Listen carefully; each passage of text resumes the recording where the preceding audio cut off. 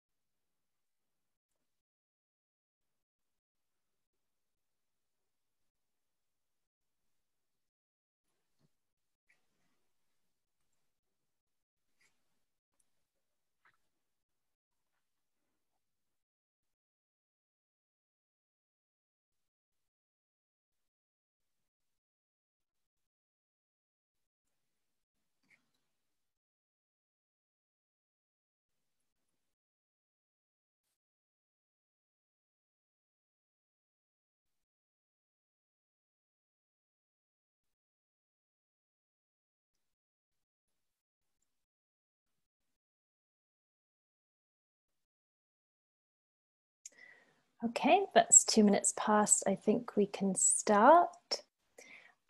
Welcome everyone to our second Faiths Against Domestic Abuse webinar. Today we are discussing the impact of easing lockdown restrictions on domestic abuse victims and support services. To those of you that weren't on the first webinar, my name's Tara, I'll be chairing today. Just a bit of an overview of the campaign before we get started. The Faiths Against Domestic Abuse campaign is a temporary coalition between Faiths Forum for London, Faiths United and Women's Interfaith Network in response to COVID-19 to encourage faith communities to talk about domestic abuse. Our campaign so far has 3 main points. Firstly, we have a video, and you can see that on the Faiths Forum for London or Women's Interfaith Network Twitter. Secondly, we have a directory of frontline services specifically focusing on organisations that provide specialist cultural or faith-based support. And thirdly, a joint statement that was highlighted in an article by The Independent, and that is also on Twitter if you'd like to have a look at that. Just some quick housekeeping bits. Domestic abuse sadly happens in all communities. So specific examples might be used today, but no single community is being singled out. This is obviously a sensitive topic. So just a reminder that we have those resources available, and we'd encourage you to check in with yourself and take time out if you need. This webinar is being recorded just for information sharing purposes, so please be aware of that. And we'll aim to keep to time as much as possible. It's just an hour, this one, a bit shorter than the last one we did. So that might mean the speakers are cut a little bit short if they go over time, but we'll aim to avoid this as much as possible. We have 4 speakers today, followed by a discussion between the speakers using some questions that I'll read out. And then we will go to audience questions. So Please submit questions at any point during the discussion today. You can write them in the chat function at the bottom. And if they're directed at a specific speaker, please just make a note of that, or for everyone, just make a note of that too, and we'll get to them at the end. We'll aim to go through as many as possible. The speakers we have today are Naomi Dickson, CEO of Jewish Women's Aid and a trustee of Women's Aid, Lutful Khan, project lead at Respond, Simon Phillips, director of Interfaith at Leeds Jewish Representative Council, and Nicole Jacobs, Domestic Abuse Commissioner for England and Wales. I will now hand over to Naomi to begin. Thank you, Naomi. Thanks, Tara.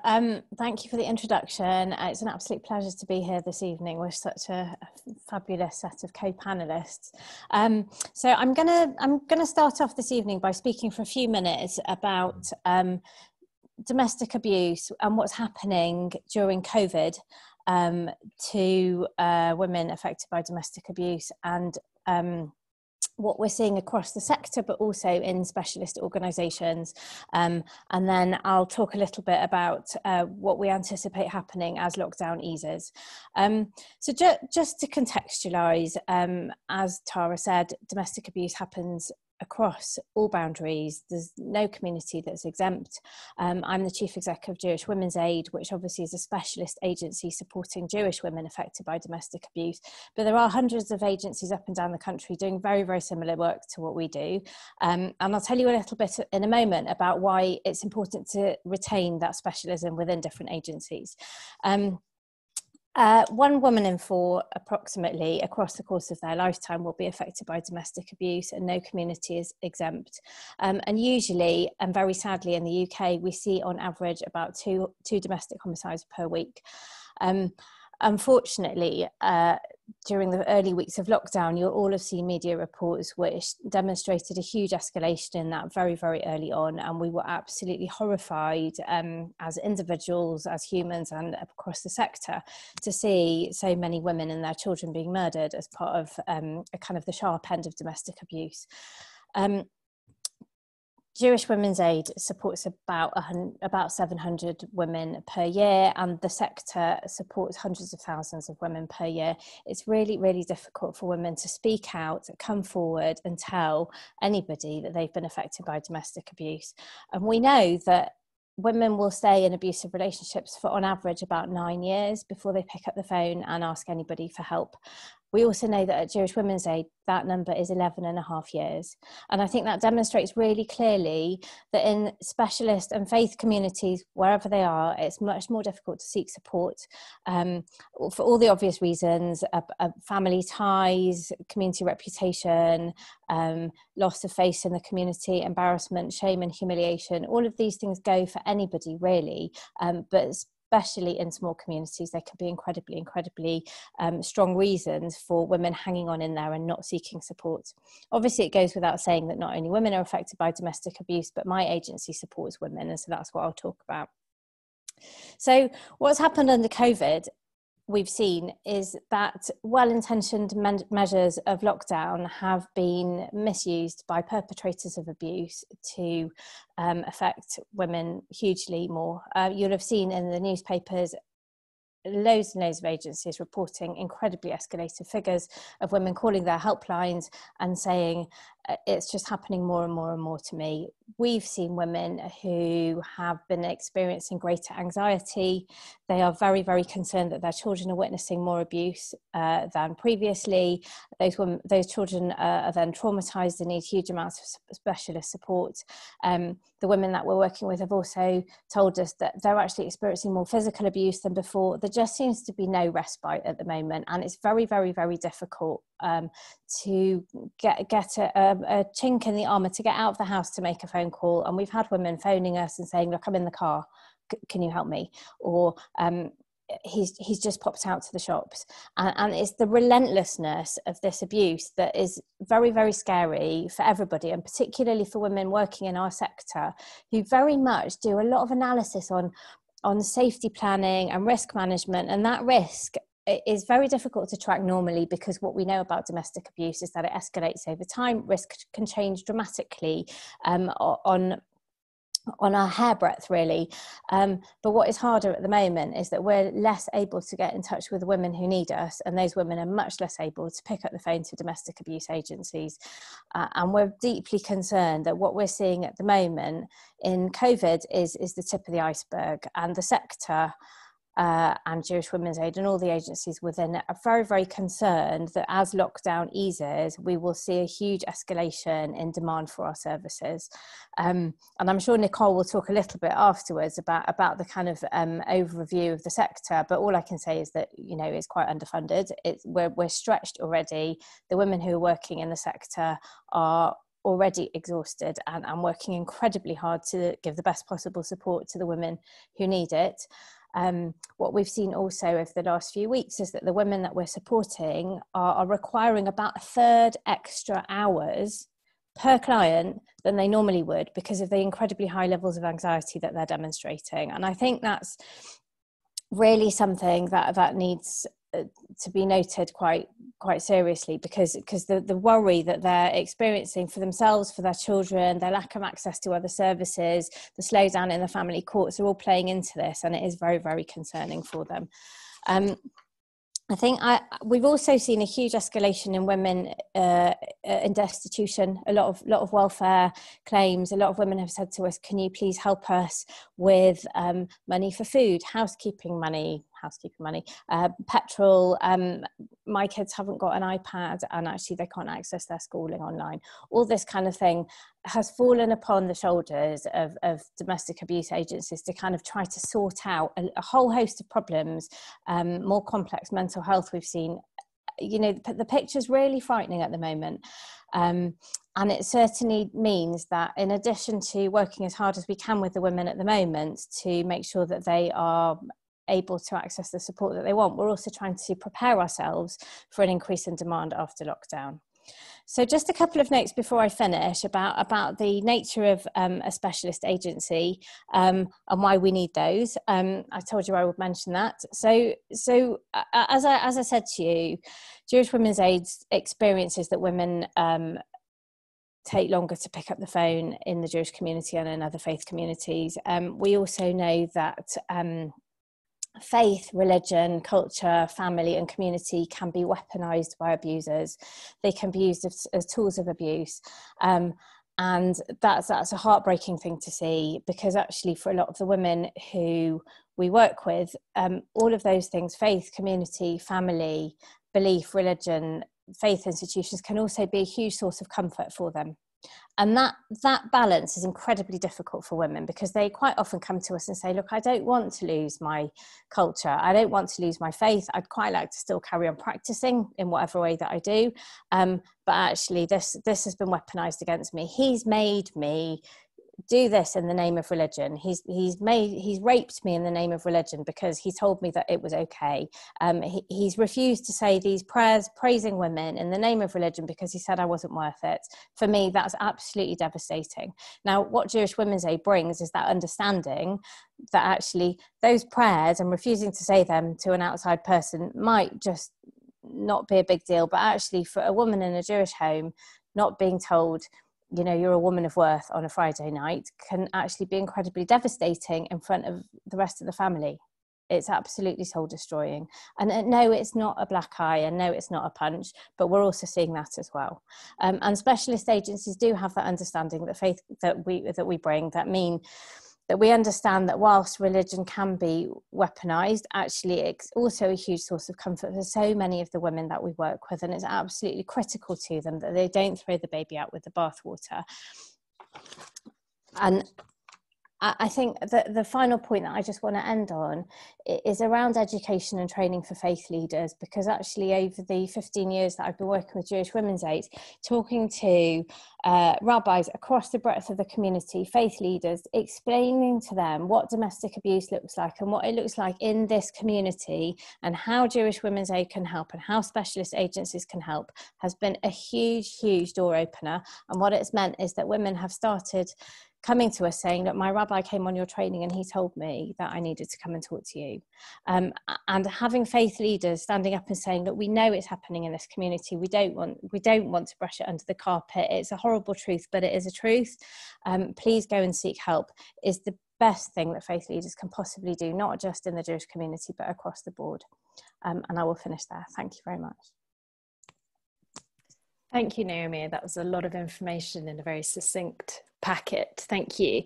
I think the point you made about the people behind frontline services is a really good one. I think we often think of these services just sort of running, and you don't necessarily think of the people behind it, but it is clearly the increase of demand is clearly being picked up by those people. So it's important to remember that.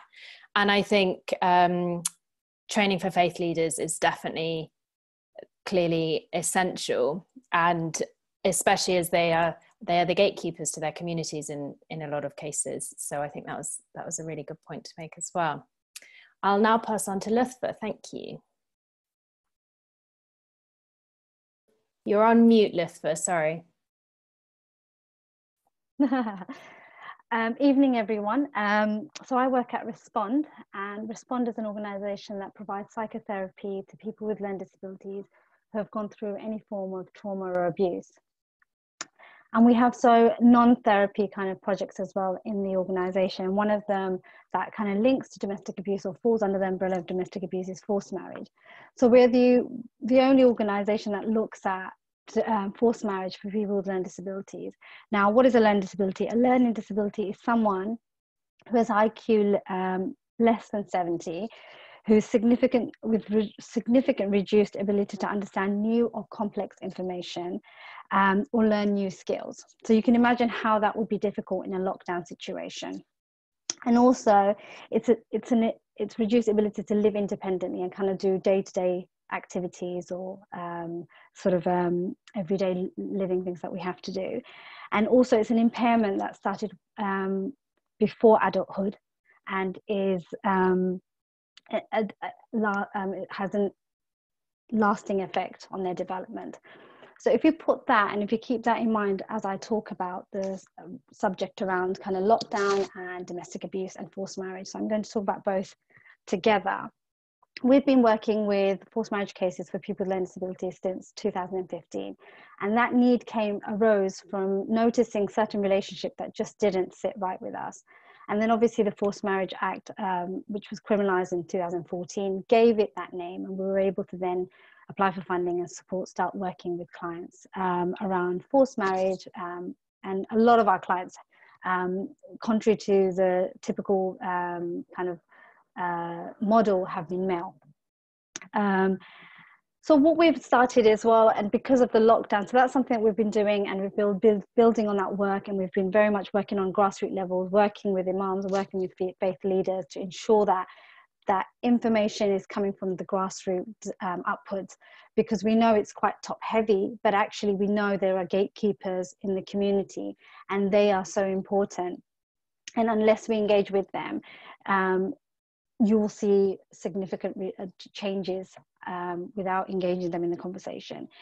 Now, since the lockdown has happened, we've started to notice, obviously, like everywhere else around the country, domestic abuse cases. So Respond hasn't really worked around domestic abuse until this time. And the cases have been very wide, and large numbers of referrals have started to come. At the beginning, it was always like everywhere else. We weren't getting referrals, things were really quiet, people were just staying at home. And then as, things start to bubble to the surface, we started getting loads of kind of referrals. Now, just to give you an example of the kind of referrals that we received, these were around kind of risky behaviors, online kind of safety issues. We had managing and understanding their feelings, understanding the logistics around who can I go and see, where can I stay over, the 2-meter rule, all of these things. So like practical issues, as well as really kind of emotional abuse, physical abuse, financial abuse, all the kind of plethora of subjects that we have under domestic abuse were still being experienced by our clients. What we're finding with our clients is that because of their learning disability, they're being exploited further. People are recognizing, and these are usually partners, or we have a term called mate crime, which are people who will befriend a person with a learning disability, use their vulnerability, and kind of manipulate to take money from them, stay at their homes, and kind of create more of an emotional dependency on them. And also sometimes these individuals also further kind of isolate them from their families, friends, and other people that they may have. And what you have to also kind of bear in mind with a lot of our clients is that they don't have a huge network of social interactions or social group. So those very small connections that they have, when they're severed, have a huge impact on their kind of emotional well-being and the traumas that come from that. So what are we doing at Respond, really? So first and foremost, I guess we started working and kind of trying to understand what kind of services and packages do they want, and everything's gone online. So we try and meet them as much as we can over Zoom, or if it's like a WhatsApp kind of platform, whatever it may be, whatever the need is. We also now have started to kind of look at potentially working around kind of creating safe spaces because of the easing of lockdown. So that's looking at, if things are slowly starting to open up, how can we use these spaces as safe zones? So for example, Naomi had mentioned like faith spaces.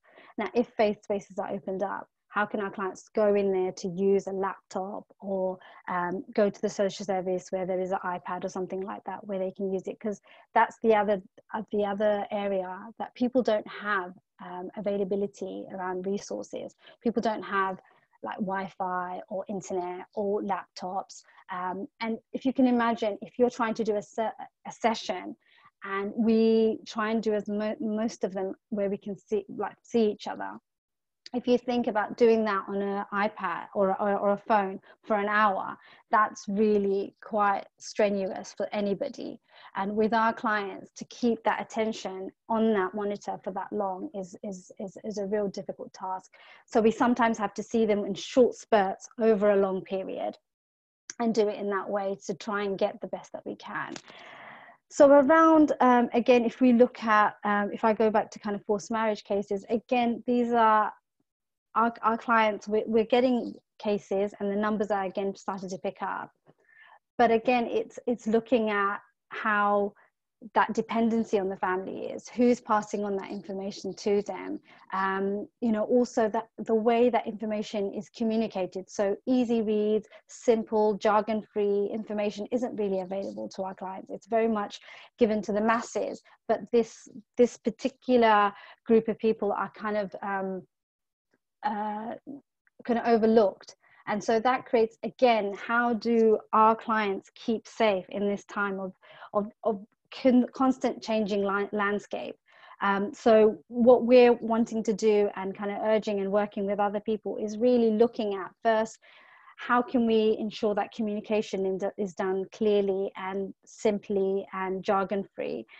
We're also trying to, at every point, create short kind of posters or videos around the changing in kind of the easing of lockdown, or regulations, etc., related to it, because these are all very, very important to our clients, in that sense that we can't just expect that they will listen on the news and like everyone else and follow through. It has to be very much specific and specialized to them.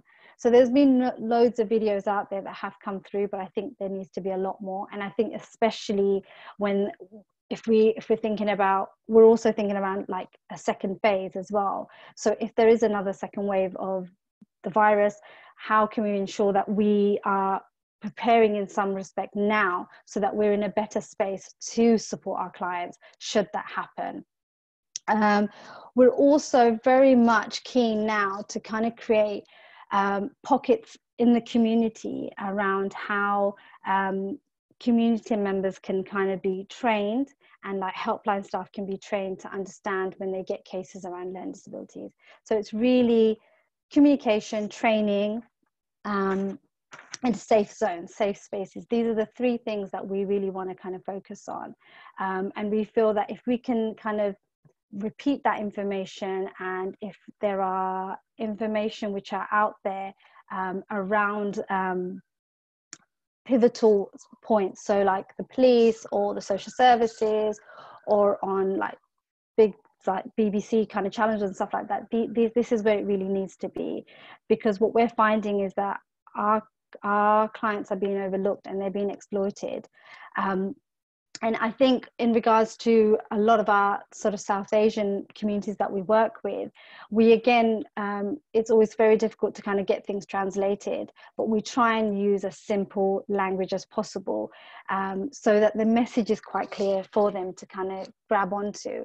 And it's not something that is, first of all, quite convoluted with lots and lots of kind of words, etc. And also we have pictorial information that's added to that. So really that's where we're at the moment, focusing on how we disseminate information, how we are speaking to our clients, and how we are keeping them abreast of the changes. And we also kind of try to, as much as we can, kind of do small webinars within professionals, so that they in their own kind of spaces can make the changes that they need to in this very swift kind of changing landscape that we're in, so that they can adhere and support people with learning disabilities, whatever kind of their issue may be.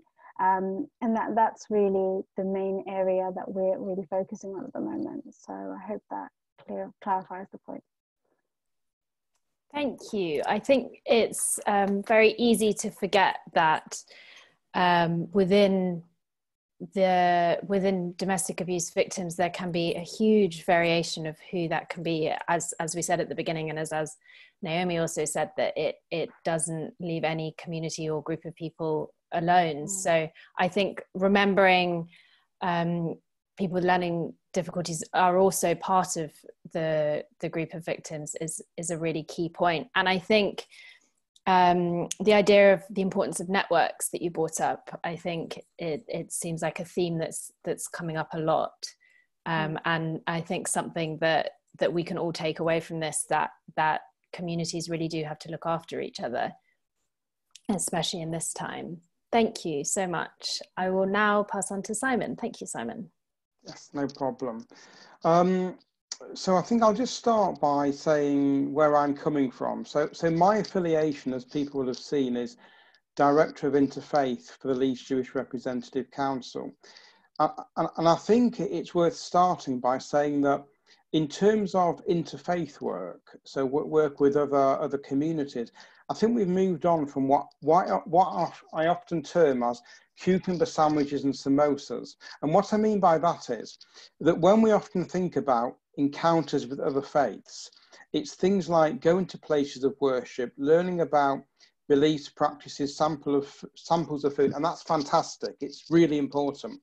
But I think what we've really seen in the last few years is a need for faith communities to look at the issues which could divide us, the issues which could unite us.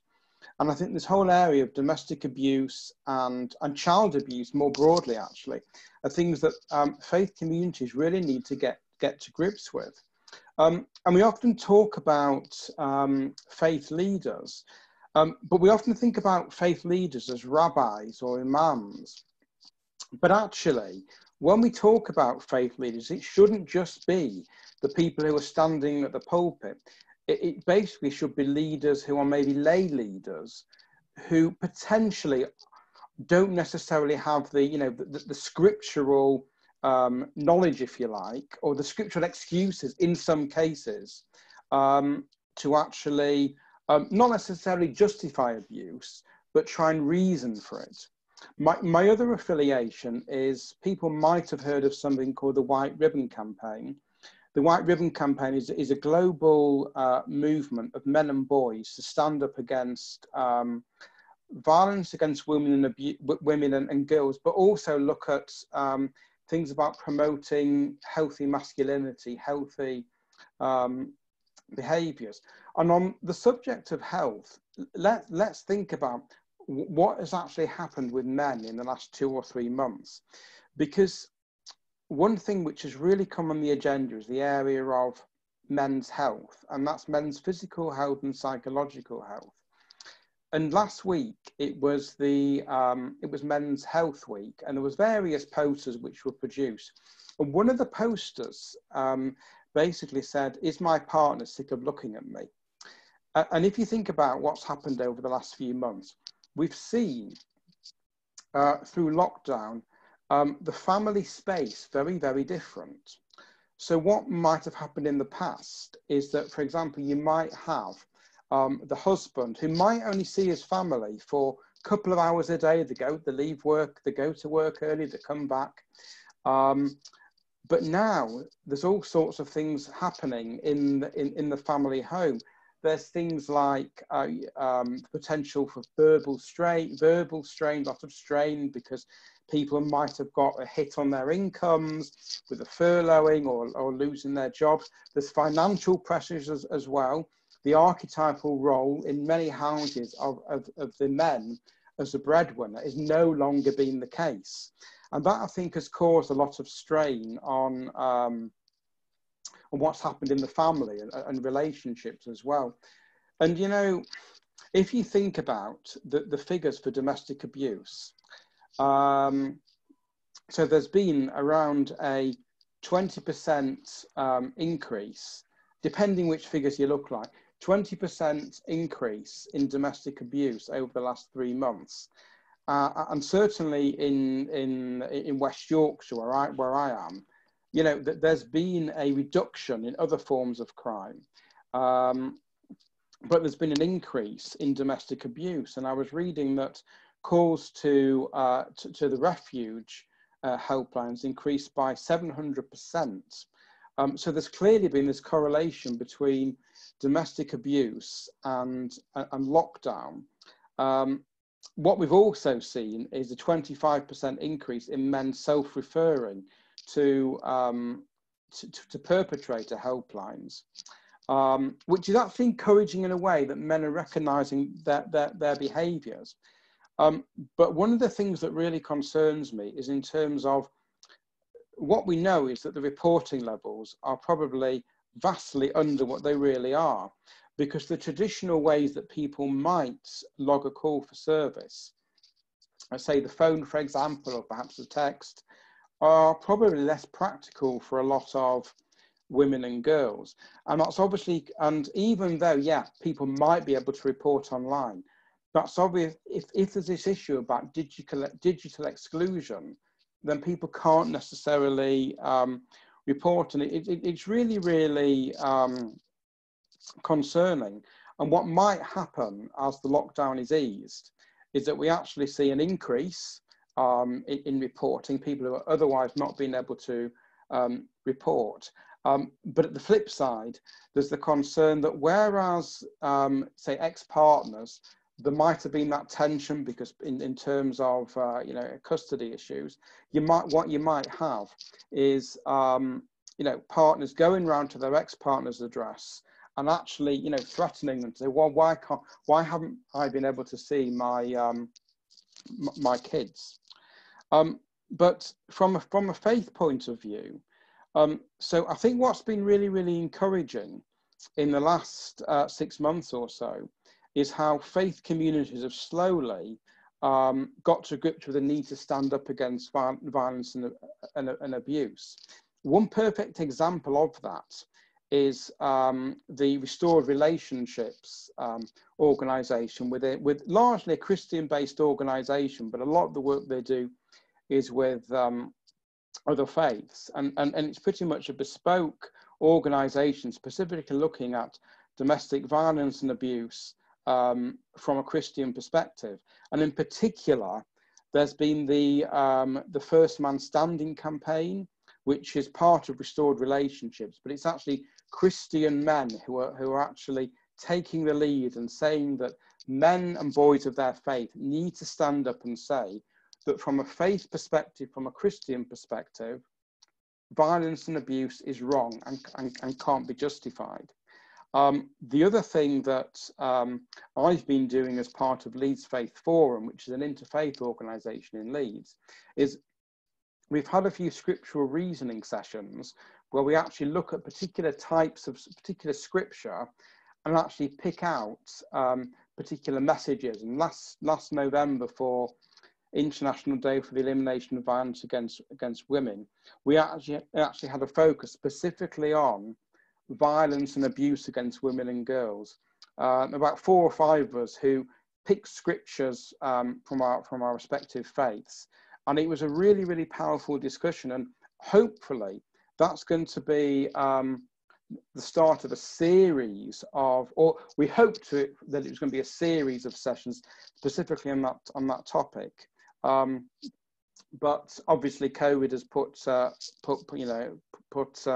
an end to that. But I think one thing I just need to return to is that even though I started my remarks by talking about what's happened with men's health, that's not to say that's an excuse at all for abuse. Abuse is wrong, full stop.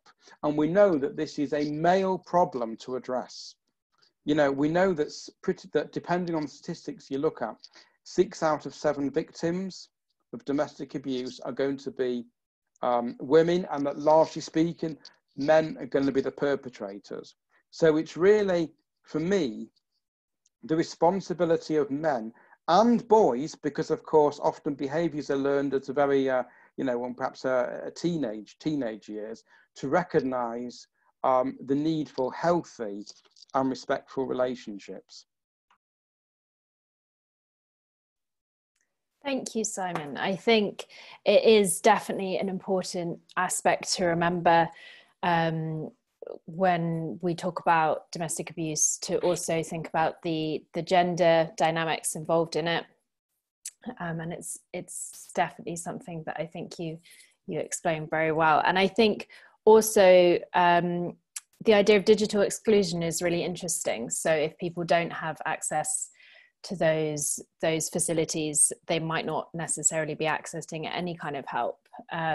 So I think that is definitely interesting for us to keep in mind going forward. I will now pass on to Nicole. And just a quick reminder before I do, please put your questions in the Q&A box and we will get the panelists to answer them towards the end. So please write your questions to any of the panelists in the boxes and we'll get to them at the end. Thank you, Nicole. Great, thank you. And thanks for having me. I'm really thrilled to be here and think this kind of event and session is really critically important.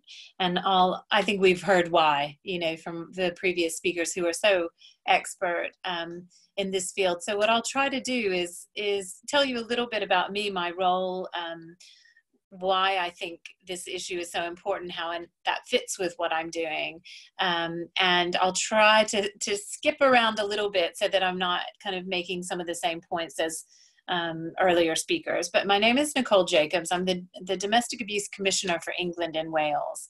And I'll forgive you if you've not heard about my appointment. It was in September. And it's a similar role to, say, you've heard of the Children's Commissioner, the Victims Commissioner, the Modern Slavery Commissioner. It's a public appointment by government.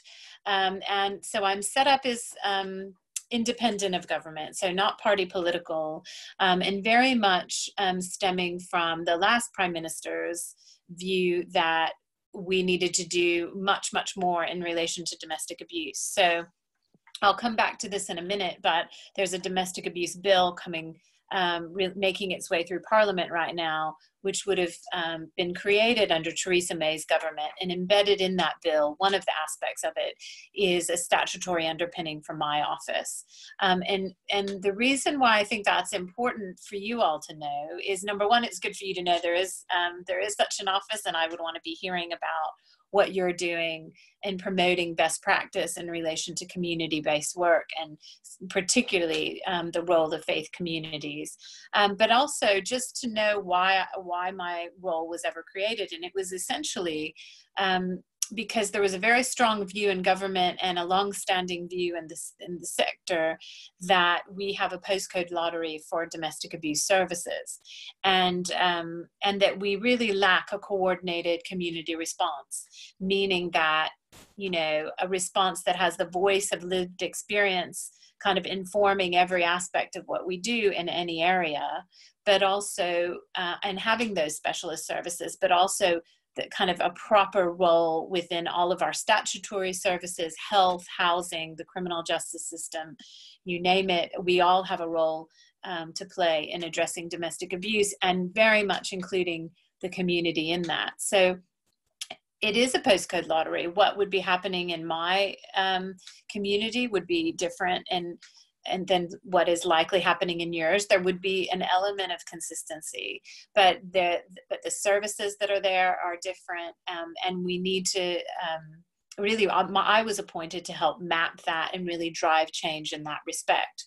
And that creates difficulty for religious communities. Number one, in kind of fully understanding what's out there, what are the best practices, how to establish those linkages and those relationships. And so it is quite relevant to your ability to play your role in relation to domestic abuse. So that's a little bit about my appointment.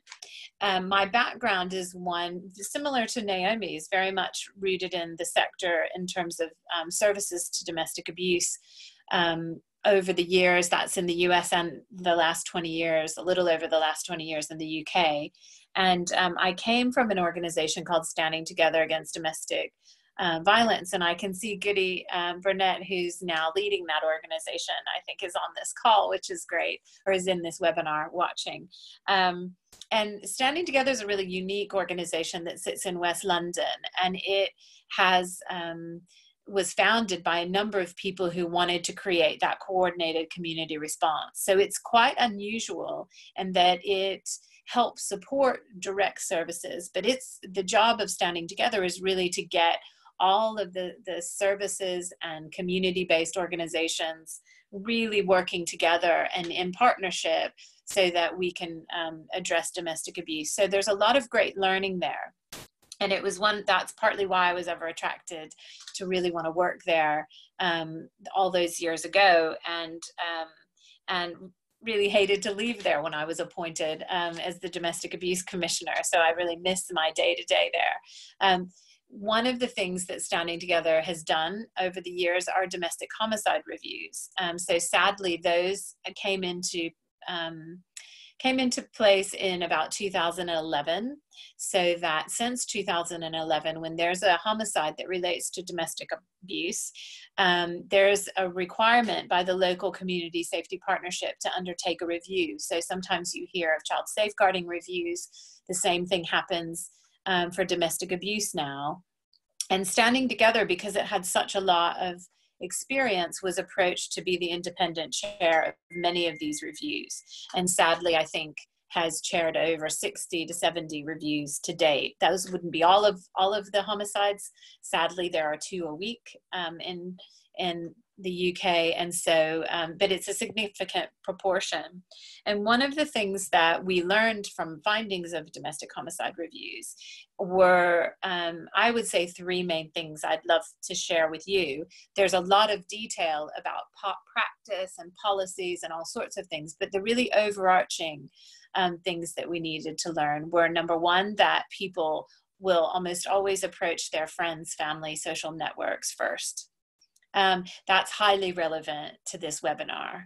So we spend a lot of time thinking about, and Standing Together did, a lot of time focused on what will the police do? What will the courts do? What will health and housing and others do? And we weren't investing an equal amount of time in our kind of friends, family, social networks, religious networks, where people will go first for help. And that was a huge learning point for Standing Together, having worked for 20 some years to really start to do these reviews and realize that in our own work, we needed to focus on that more. And I'll tell you about how we did that. The second learning from reviews is that the highest increased risk for homicide is at the point of separation. So many people in many areas will say, well, why wouldn't you leave? If I were in that situation, I would leave. But I think doing that without advice and without safe advice is really, well, increases risk and certainly increases homicide. Most of our domestic homicides will happen in the first few months after separation. And very, very importantly, it happens when separation is discussed. So in other words, sometimes we think, well, that increase in risk happens literally once someone's left, but what we see in homicide reviews is that's not always practical. People will have to stay in the same house. They'll be maybe planning to separate, but the separation hasn't happened yet. So when people are talking about separation, maybe coming to religious leaders or coming to groups at their church or synagogue or mosque or place of worship and disclosing these things, this is the point at which we have to be at our best in terms of giving advice and support, because this is our highest risk time.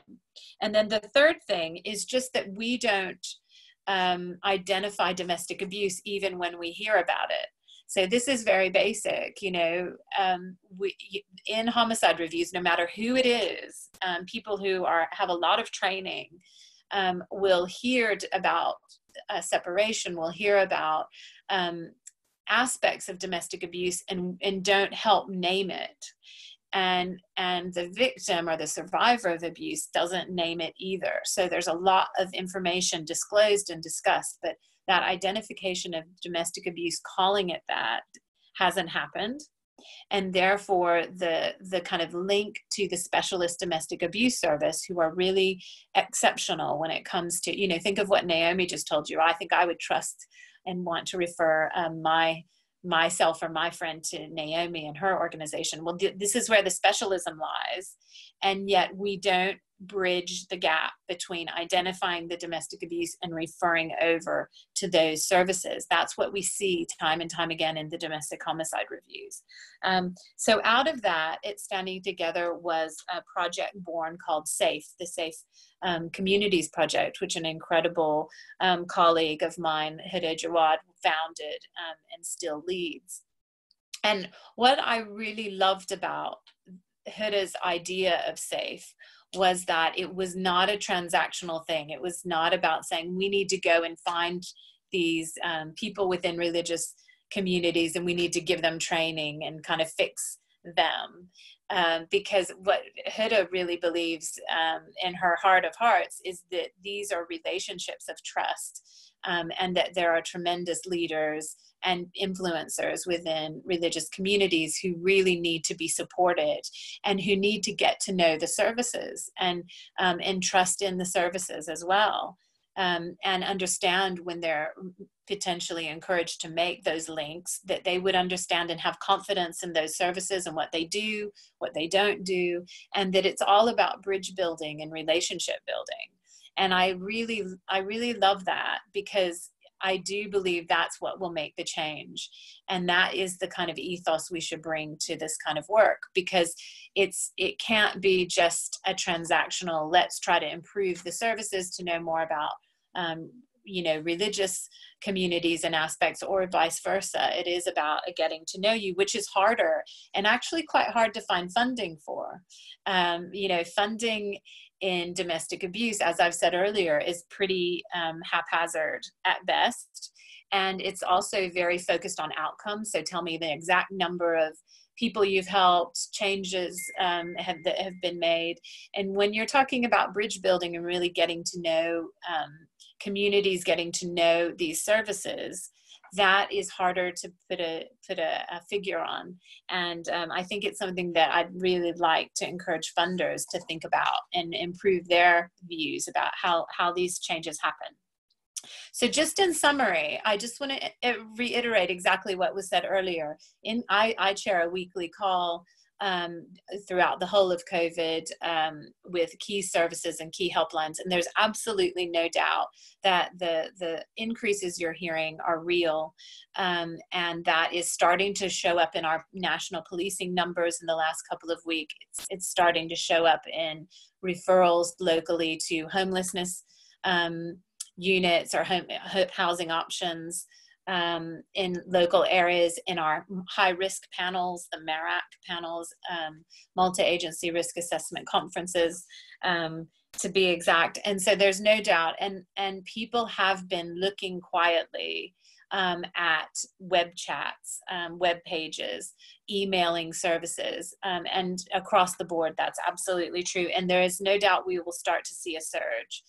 In my call this week, I was hearing some services talking about a threefold increase in terms of people who are now seeking help actively. So as the lockdown measures alleviate, this is what's happening. And so I guess my plea to you is, if you can support any of those services and get to know them, if you haven't already, please do.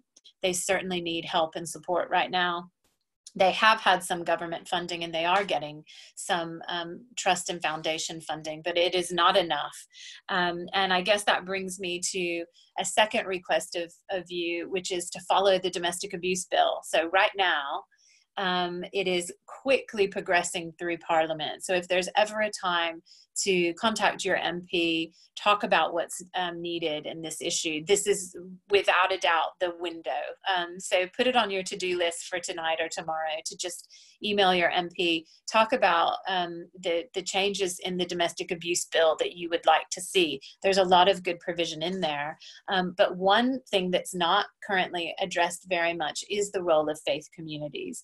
And there's a great, there'll be a statutory guidance that sits alongside the bill, and there's plenty that could be improved in terms of really government supporting the role of faith communities in addressing domestic abuse. So that would be one thing maybe to point out. I think the other thing, if you wouldn't mind me giving up a couple of plugs to things I'd like to see improve, is the migrant women are not protected in the bill right now. So there's a lot of people who suffer abuse who have no recourse to public funds and can't get the services that they need. And so I think the government should address that in this bill. And I think the government should extend the statutory duty in the bill that's there for refuges to all services. So there's quite a few other things I'd like to see improved, but those are the main things for me. And I guess the last thing I would request of you as the DA Commissioner is to really help support the public campaign that was launched during COVID called You Are Not Alone, and really embrace that. That has kind of a bit of an image of a hand with a heart in the middle. And I just think if we could get, all people in the community really getting behind that campaign and making sure people know services are still running very much, people are not alone, and there's ways to help, that would be great. And I guess the very last thing is just an open invitation to always be in touch with me in my office, and know just how much I'm very interested to understand what the good practices are in relation to faith-based communities. It's something that I'm 100% committed to, because I do believe and have to remember what I've learned when I was at Standing Together that I spoke about earlier, which is you are without a doubt one of the first ports of call, and you can make a tremendous change. And there's some really great practice going on, and we need to shine a light on that practice. And I will do everything I can to help with that. So thanks again for having me, and please be in touch. Thanks. Thank you so much, Nicole, and thank you for that invitation to be in touch with you. I think that's very powerful for a lot of people to hear.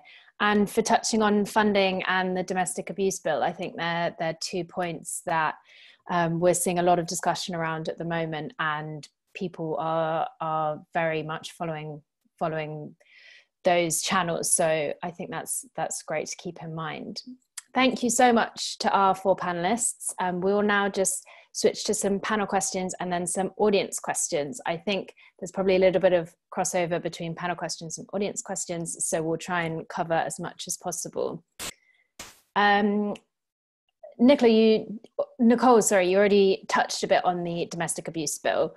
In terms of how you see faith communities being involved in the readings of that, is there anything you could recommend to people? Just kind of, is that just following the bill, or kind of contacting their MP, or what would you recommend?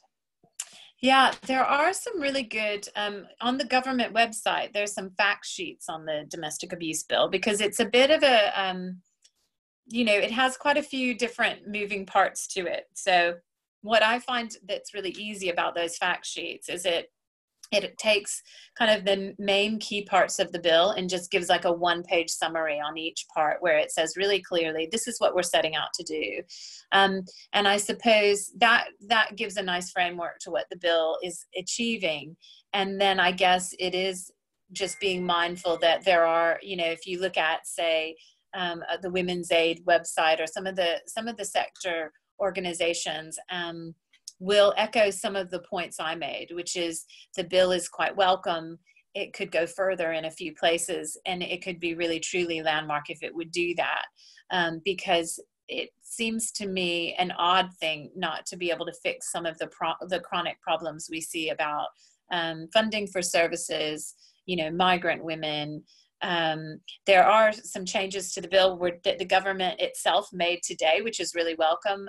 People may not have heard about, like inclusion of children as victims in their own right, which is fantastic. So that's a very new change that just happened today. And I think the government will table a couple of other changes before we're finished. But there's plenty of time. There's going to be debating in the Lords.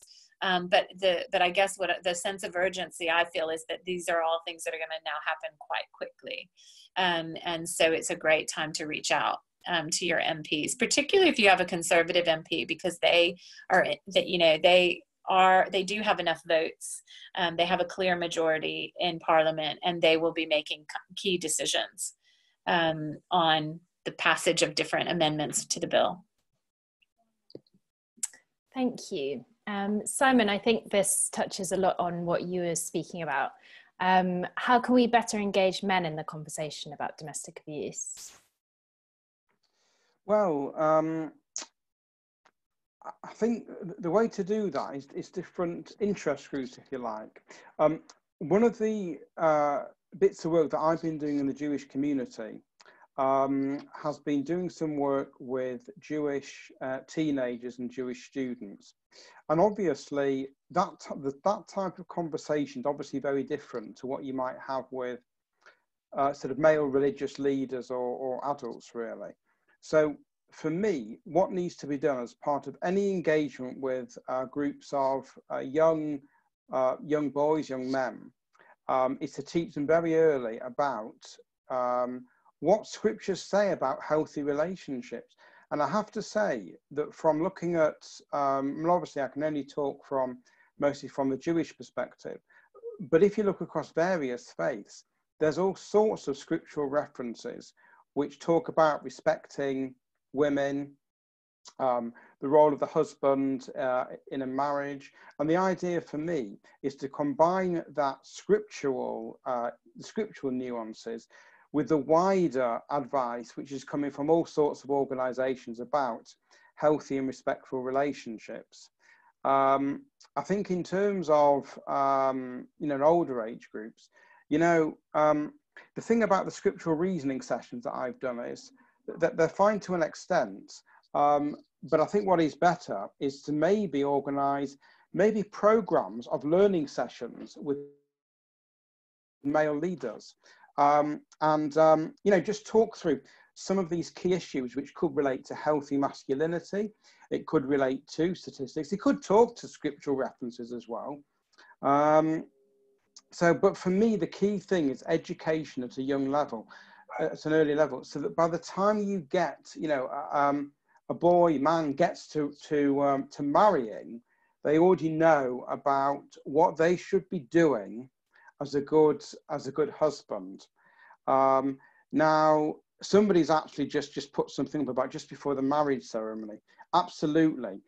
I don't know about other faiths, but certainly in Judaism, so often what will happen is in the run-up to a marriage, there'll be various meetings between the bride-to-be and the groom-to-be. And that would be really, really a good time to have those conversations. And for me, I think that those conversations do take place from woman to woman. and possibly the couple as a whole, but I don't know how many conversations might take place between the rabbi, for example, and the groom-to-be. Certainly, when I got married, that didn't happen. So I think at different stages, there's different types of conversation. Thank you, Simon. We're running a little bit out of time, so just very quickly. Naomi, how can communities best support frontline services? Well, that's a good question. Thank you. How can communities support frontline services? In lots of different ways. I think obviously any financial support will be very well received at any time for all agencies. As Nicole said quite rightly, the sector is underfunded and under huge pressure. But more than that, I think breaking down the taboo of domestic abuse is the community's role in whichever way they choose to do it, and whether that is through sessions in schools around consent and healthy relationships, whether that is your kind of one-to-one with your faith leader before or after marriage, whether that's speaking out as a faith leader in the synagogue, whether it's putting posters up, making sure that information goes out in newsletters, giving platforms to specialist agencies and people, survivors, experts by experience, anything like that. All of these different things serve to make people who need support understand that their community is a safe space where they can come forward and reach out for it without being stigmatized and by being believed. And that is absolutely critical. Brilliant. Thank you all. That is 6 o'clock. Thank you so much to our 4 brilliant speakers. I think we all learned a lot in a short space of time. And yeah, we have actually run out of time. So thank you so much to our speakers. You can get in contact with me or Jeeves through the Women's Interfaith Network or Faith Forum for London website or Twitter. We'll be posting more information about the campaign there. Thank you so much for joining us. To our audience, thank you for engaging in the chat and the question function, and have a lovely evening. Thank you. Thank you. Bye-bye. Thank you. Thank you. Thanks very much.